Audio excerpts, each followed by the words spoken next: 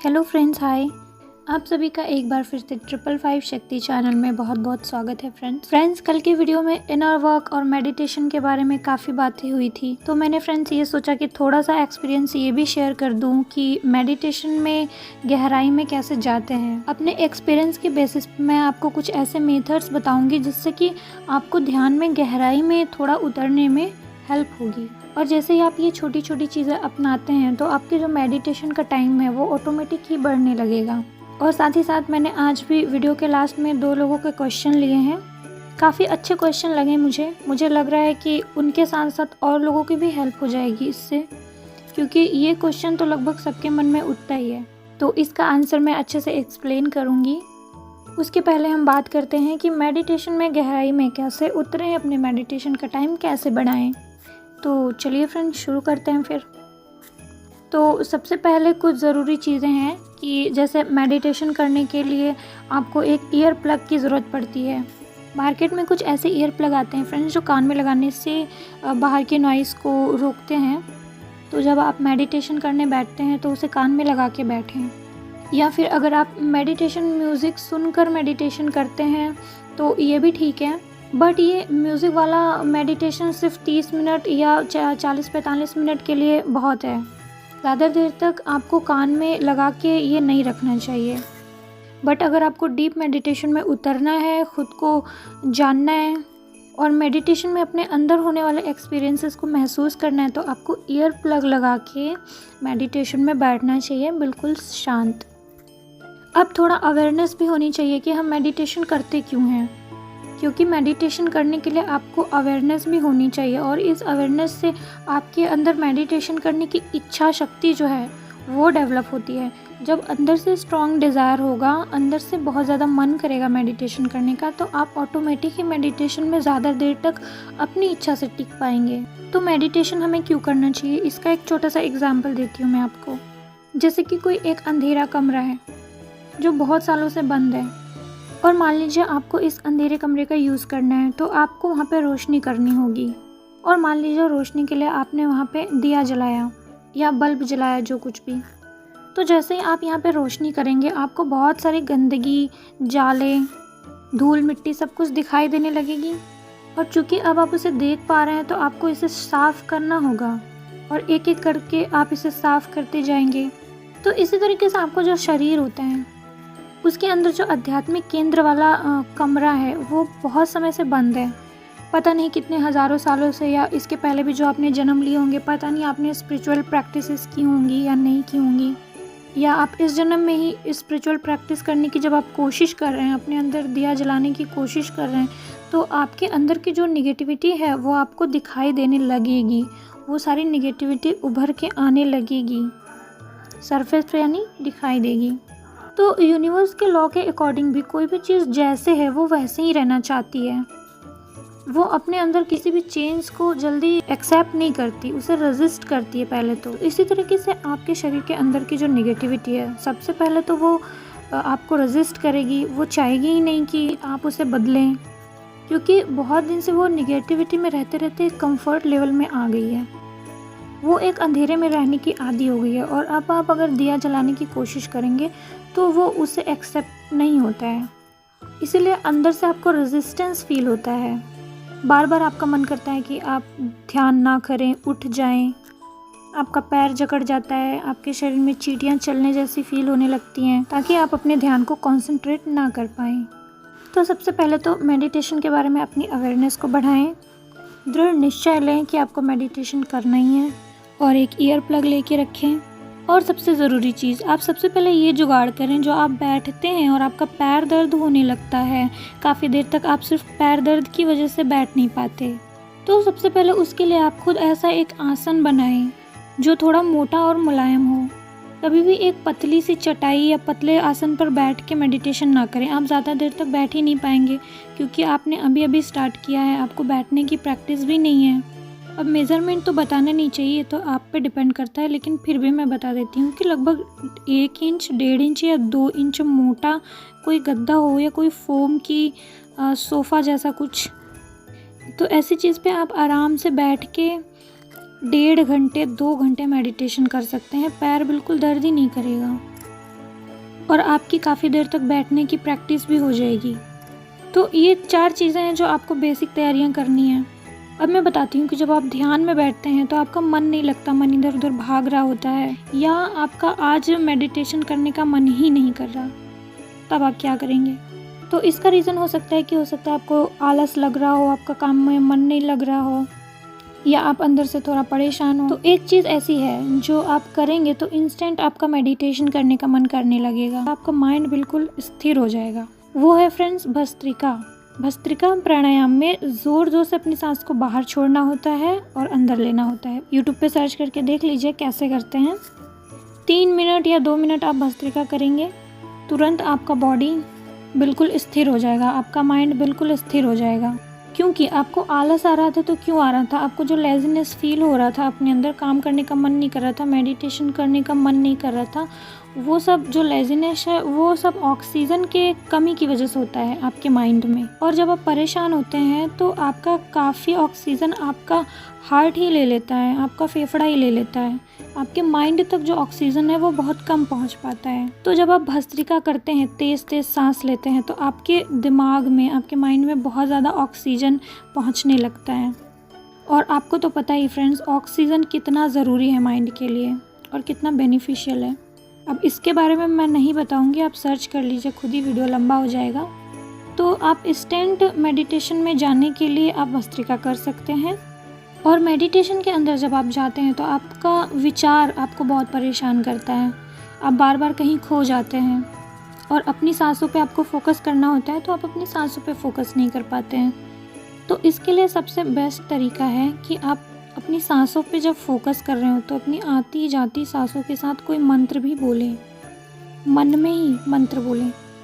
और ये बोलते बोलते आप थोड़ी देर बाद महसूस करेंगे कि आपकी सांसें बहुत छोटी हो गई हैं, आपने अपने अंदर मंत्र बोलना भी बंद कर दिया है और बस आप शांत भाव से बैठे रहेंगे। और आपको पता कैसे चलेगा कि आप गहरे ध्यान में हैं?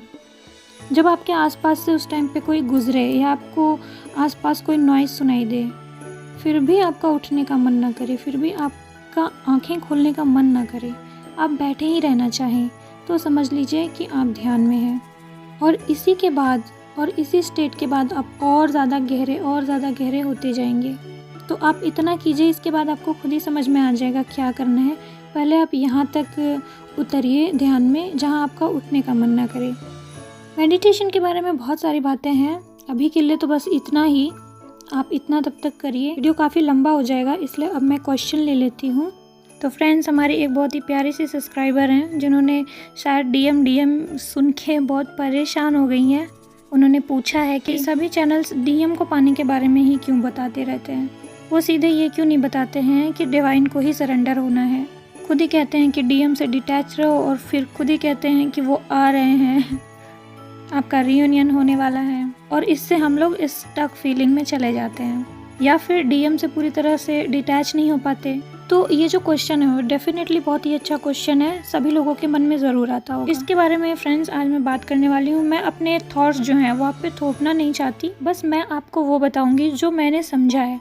तो यहाँ पे आपको सबसे पहले ये जानने की ज़रूरत है कि ट्विन फ्लेम की जो इनकार्नेशन की स्टोरी है, जब उनको 2 भागों में डिवाइड किया गया तो किस वजह से किया गया? तो एक सोल को स्प्लिट करने का पर्पज़ ये था कि ज़्यादा से ज़्यादा वे दोनों लर्निंग कर सकें और स्पिरिचुअल ग्रोथ में ये जो तरीका है वो बहुत ज़्यादा हेल्प करता है।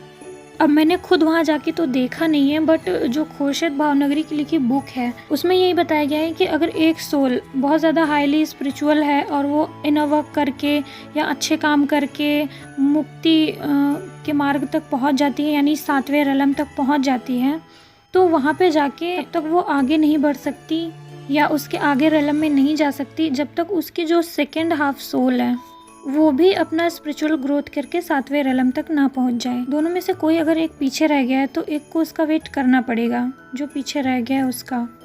और यही रीज़न है कि एक हाईली स्पिरिचुअल होता है, वो जो पिछड़ा हुआ होता है सोल, उसकी हेल्प करने के लिए फिर से जन्म लेके इस धरती पर आता है। या फिर एक और रीज़न होता है कि स्पिरिचुअल ग्रोथ करने के लिए और ज़्यादा लर्निंग के लिए दोनों सोल ऐसे कुछ कॉन्ट्रैक्ट साइन करते हैं, जो कि आप लोग जानते होंगे, आप लोगों को बताया ही गया होगा तो मैं अब इसके आगे बताती हूँ कि मान लीजिए अगर आप एक ट्विन फ्लेम नहीं होते और आप ऐसे ही एक नॉर्मल सोल होते, अकेले ही किसी ऐसे स्पिरिचुअल जर्नी में होते, तो मान लीजिए आपकी अवेकनिंग के लिए आपके सामने कोई मैजिक हो जाता या आपको कुछ ऐसे मैजिकल अनुभव करा देते जिससे कि आपको ये समझ में आ जाता कि यूनिवर्स है, गॉड होते हैं, और आपको इसी तरीके से सिंक्रोनिसिटीज़ दिखाई जाएं और आपको बताया जाए कि आपको इनर वर्क करना है। आपने इनर वर्क स्टार्ट कर दिया, मेडिटेशन स्टार्ट कर दिया, आपको बहुत खुशी हो रही है कि यूनिवर्स है, लेकिन कितने दिन तक आप मोटिवेटेड रहेंगे? 6 महीने, 1 साल। और आपको तो पता ही है कि इस स्पिरिचुअल प्रैक्टिस करना कितना मुश्किल है। ध्यान नहीं लगता है, कितने सारे नेगेटिव अटैक्स होते हैं, इतने सारे ट्रिगर, इतनी सारी बीमारियाँ। क्या ये चीज़ें आपके डीएम की वजह से हो रही हैं? नहीं, ये आपके स्पिरिचुअल जर्नी में होने की वजह से हो रही हैं। एक स्पिरिचुअल जर्नी में जितने प्रॉब्लम का सामना करना पड़ता है वो तो आपको करना ही पड़ेगा। तो आप कितने दिन तक करेंगे? आप 6 महीने से 7 महीने से डेली मेडिटेशन कर रहे हैं, योगा कर रहे हैं। क्या आप अगर इस ट्विन फ्लेम जर्नी में नहीं होते तो क्या आप करते? आप बार बार ध्यान लगाने की कोशिश करते? नहीं होता।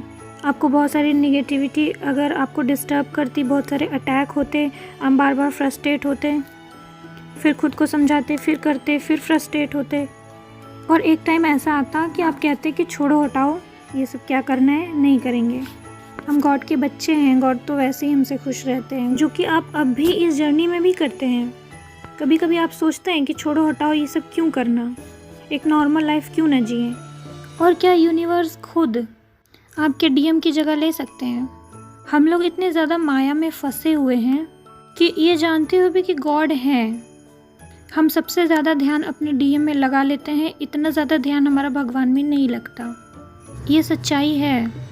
आपका अगर डीएम नहीं होता, सिर्फ आप एक नॉर्मल स्पिरिचुअल जर्नी में होते, तो क्या भगवान आपको बार बार प्रकट होके आपको मैजिकल चीज़ें एक्सपीरियंस करा के, ऐसा करके ही वो आपको मोटिवेट कर सकते थे, जिससे कि जब आप थक जाएं तो आप फिर से मेडिटेशन करने के लिए, फिर से खुद को जानने के लिए मोटिवेट हो सकें और फिर से इनर वर्क स्टार्ट कर सकें। और फिर भी वहाँ पे डिस्ट्रैक्शन बहुत ज़्यादा होता, कोई भी ध्यान इतना भगवान में लगाना नहीं चाहता।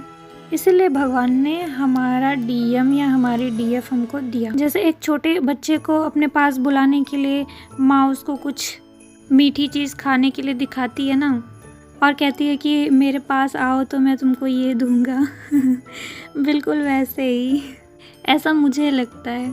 आपको आपके डीएम से इतना ज़्यादा प्यार नहीं होता तो आप इनर वर्क करते ही नहीं। आप फ्रस्ट्रेट हो जाने के बाद, आपका मन ना करने के बाद भी आप मेडिटेशन करते हैं, इनर वर्क करते हैं, मजबूर होके करते हैं। आप बहुत ज़्यादा रोते हैं कभी कभी कि आपका डीएम इतना ज़्यादा बेरहम क्यों है आपके लिए, या आप कभी कभी अपने एंजल को ही कोसते हैं कि आपके एंजल आपका जो साथ दे रहे हैं वो कैसे हैं, जो आपको इतना ज़्यादा रोते हुए देख ले रहे हैं, वो इतना ज़्यादा बेरहमी आपसे क्यों दिखा रहे हैं। दैट इज़ द रीज़न कि बच्चे को कुछ नहीं पता है कि वो कहाँ भटक रहा है, उसको मम्मी के पास कैसे जाना है। और अगर बच्चे को खेलने में इस धरती पर आनंद आ रहा है तब तो वो बिल्कुल नहीं आना चाहेगा माँ के पास, वो खेलता रहेगा जब तक कि उसको चोट नहीं लगती या भूख नहीं लगती।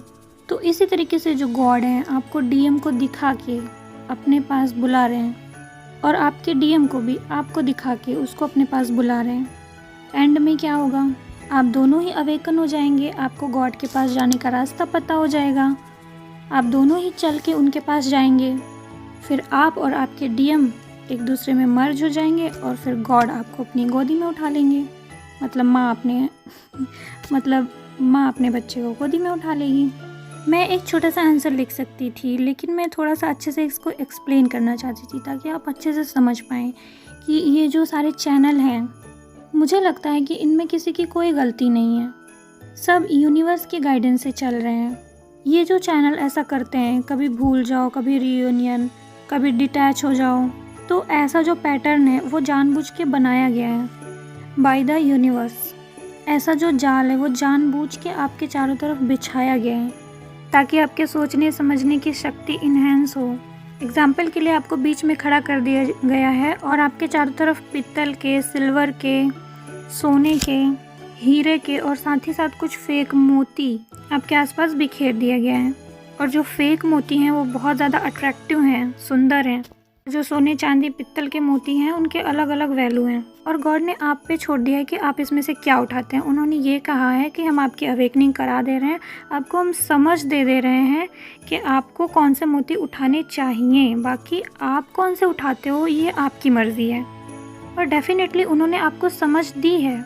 आप खुद ही फेक और चमकीले मोतियों की तरफ अट्रैक्ट हो रहे हो, उनकी तरफ जा रहे हो और उन्हीं को उठाना चाह रहे हो, तो इनमें गॉड की गलती क्या है।